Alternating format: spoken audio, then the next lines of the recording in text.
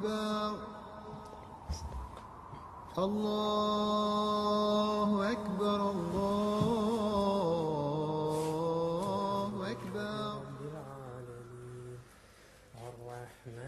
Suzanne is 22 and has been a Muslim for 2 years. She decided to get married 5 months after converting to Islam and now has a baby daughter. غير المغضوب عليهم ولا الضالين آمين. I'm just going to start on the shepherd's pie. I never even thought, you know, in my younger days that I'd even think about becoming a Muslim. And I just started thinking, well, there's got to be more to life than going out and, you know, working as just what I was doing. And it went from there. I started questioning everything, really. I wanted proofs, you know, and Islam was really the only religion that could offer me proofs of that. And I asked all the questions which I needed to, you know, ask were answered over the course of about 3 months. And then it was just a case of taking that step. As my husband, Imran fulfills the rights of housing your wife, yeah, providing a house for paying. I don't pay anything towards the rent or if you buy a house, yeah. All my clothes, Imran buys. I mean, that doesn't mean to say I can't go out and buy my own, of course, yeah, but that is a right of the Muslim woman that she's provided for. And the fact that Imran should, I mean, the Prophet used to help his wives in the household, and that should really be shown also, yeah, which Imran does, of course. Not many people would think that a Muslim man would do that, you know, help out his wife and look after the baby. Because people don't actually see Islam for what it is. They tend to see the stereotypes, the cultures. In many cultures, the men won't do things like that. You know, the woman will possibly even be oppressed in certain cultures. But that's the difference between culture and Islam. And in Islam, you know, the woman is not oppressed in any way. Which is, it's just a big stereotype that needs to be broken down, really. Yes, it's daytime. It's daytime, look. Okay. Okay. Don't give me trouble now. Don't give me trouble. Okay. Okay.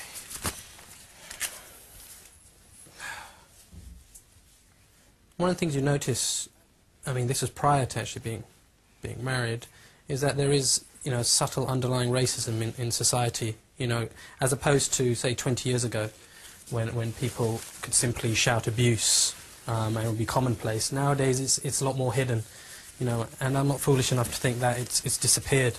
On the contrary, there is still lots and lots of racism out there. Now, after getting married to Suzanne, I'll admit that I think I did underestimate the level of this in society. On the whole, it's just subtle. It can be, you know, a sly look. A lot of the time, it's looks. You know, no one really. People, I get the impression people are quite wary of Muslims who look like Muslims anyway. So rather than be confrontational, you know, they do what they think they can get away with. You know, I've grown up in a very multicultural environment, and Suzanne hasn't. And now, looking at it from the inside, she can see that apart from the big cities, people aren't used to seeing people like us.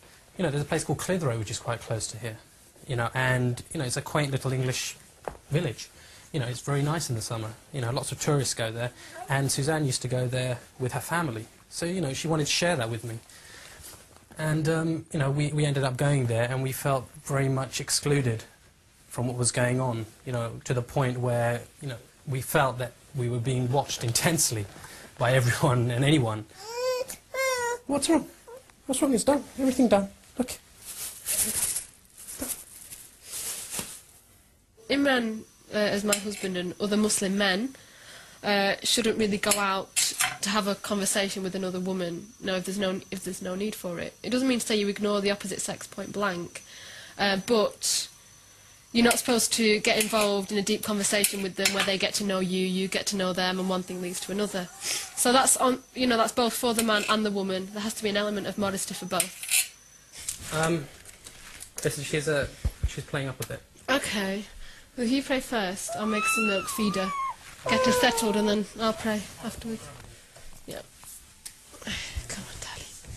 Come There on, you go. sweetheart. I think she'll go to sleep. Yeah. If she does, just join, yeah? Okay. Just join the prayer with me. Okay.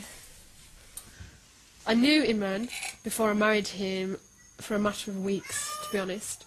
I'm not going to say that I wasn't scared at all, because it's a scary thing.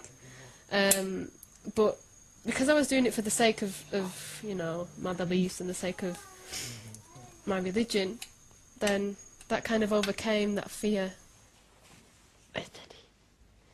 Where's Daddy?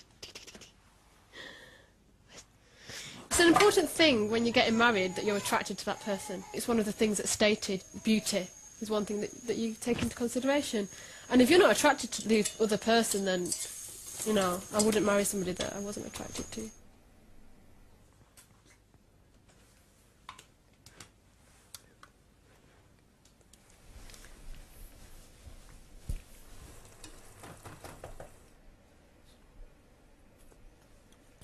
Cooking is actually an interesting subject because one of the first things that Suzanne said to me, which was born out of a fear of being expected to cook, I think, was that she couldn't boil an egg. I just said, look, you know, we've both got defined roles within Islam, but there's going to be give and take. To be honest, I'm not that fussy with food. You know, I could bear, you know, the odd average meal. She's not listening. You know, for a little while, but you know, to be honest, I'm really proud of her because she's just taken to it like a duck to water. It's just what she does, you know, and she does it very well. You know, Suzanne's got a whole variety of stuff from Caribbean, Mexican, Indian, Italian, English, traditional English dishes, and well, she keeps on surprising me really. I suppose I've been rewarded for my patience, I suppose. Come on. Yes.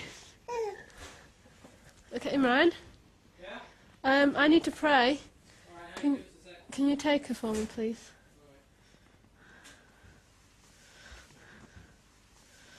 Thank you. Let's let Mummy pray. Bismillahirrahmanirrahim.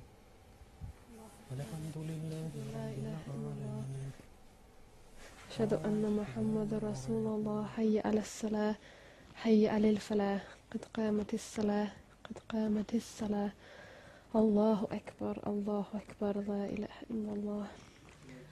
Suzanne and her husband have been invited to a friend's wedding, and Suzanne is keen to integrate her side of the family into her new life.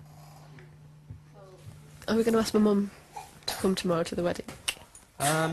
Because you thought it'd be a good idea. I think it's a good idea because, as of yet, I don't think that we fully involved your side of the family in the kind of the complete way we live our lives. I mean, they're obviously aware that we're Muslim and we practice Islam. I'll see what she says. Yeah, I think she'll come. She might be a bit shocked at the segregation. My mum's been introduced to a lot since I become Muslim. Beforehand, she probably didn't know much about Islam at all, other than what she saw in our hometown, which was not really any practicing Muslims, just Asians. Yeah, but isn't that what, you know, communities all over the country see? They see, well, predominantly Asians, Pakistanis, as Muslims, therefore view the religion as that. Yeah, that's it, definitely. Even my friends thought, you know, mentioned the word, you know, Pakistani and this and that, rather than becoming a Muslim. Yeah. So they viewed it as you becoming a Pakistani? Some, yeah. Taking up the culture and stuff. Yeah. I think I appreciate the fact that your family respect me. Yeah, they do. Yeah. Even though they may have had preconceived ideas. Yeah. That's such a blessing that you get on with my family. I don't know, you know, that's really important to me. But they've also got issues as well. Yeah, and the scarf's quite a hard thing, understandably, for my family to, you know, it's a big change and it's a big statement as well. The last thing I want to do is upset my parents through all this, because, you know, the last thing I want to do is cause any friction, so I was brought up Christian, yeah. They didn't expect this, it's just a big turnaround, really. So I can understand it, you know, from going out dressed just as your normal 20-year-old would in this country, to dressing like this. It's like, okay. And then that's what they will see Islam is. I have to dress like this, I can't drink anymore, rather than looking at why I've actually chosen this way, you know, the belief of Islam, why it makes sense to me. But I hope I can understand why, and I hope it'll, you know, come. I hope they can understand one day. Cross deceived both Van Nistelrooy and Sebastian Schemmel. Suzanne is in her final year of teacher training. She encourages her new friends to meet old college friends whenever possible. Sit down. Ooh. Wow, or in London. I know. You don't need toys, you know. Just shake a bottle. Before Suzanne was Muslim, we used to go out drinking quite a bit. You know, it was like party life. We were all first years. So in terms of you know, our social life has changed quite a bit. And you know, with the birth of Zara, we don't really see each other as much as we used to, because you know, Suzanne's got great responsibilities now. But we still have our girly chats, and any problems I've got, I still always go to Suzanne. That's it, yeah. She's still let me know. Our relationship hasn't changed in that respect. Not at all, no. In other But respects. just in terms of our socially. social life, yeah. Like we don't go out to the pub anymore, or, you know, we have to actually think about what we're going to do more. That's it. You know, if we want to go out for dinner or something, you have to think about it a little bit Because more. there's a ball, isn't there, at the end of Yeah. this year for our university, Yeah. but I'm going to arrange a meal for Julie and Adele and the friends that I used to live with and have it here. Just have, you know, a kind of social get-together here. Yeah, so that we can still say, you know, goodbye to each other at the end of the year, but In so the way. that, yeah, so that we're all included again instead of a big ball. Yeah. So, it works out. Yeah, it works out fine, yeah. To be honest, I do miss going out clubbing with Suzanne, because it was a really good laugh. We used to have a really, really good time, and I've got some fantastic memories of when we used to go out, you know, to pubs drinking. Oh, bless you. But, you know, it doesn't really matter to me, whether, because I've still got other friends who I can go out with. And Suzanne's still fundamentally the person that she was, you know, to talk to, so it's still okay. It hasn't changed, like, the strength of friendships, it's just changed what you do together. Definitely, yeah. There's more to friendships than Well, just going out that's to the pub, isn't there? There is. And your true friends stick by you Yeah, no matter what. definitely. I think a lot, when people come to Islam, I think a lot of people find that, find out who the true friends are and who aren't really. Yeah. To his horror, it was the Frenchman who scored the goal. Imran, Yeah. is it okay if we go to my mum's now? What time is Because it? we need to get there for 6. If we leave in about 5 minutes. Okay. Yeah? Yeah, no problem. Alright then. Alright, you want to get Pop ready? Yeah, I'm going to get her ready. What about Julie and Adele? Well, Are they coming with us? no. They're going home. Oh, right, okay. Yeah, so just... Oh, a Make jacket. sure they say bye before they go. Yeah, of course. Suzanne's mother and grandmother still live in the area where Suzanne was brought up.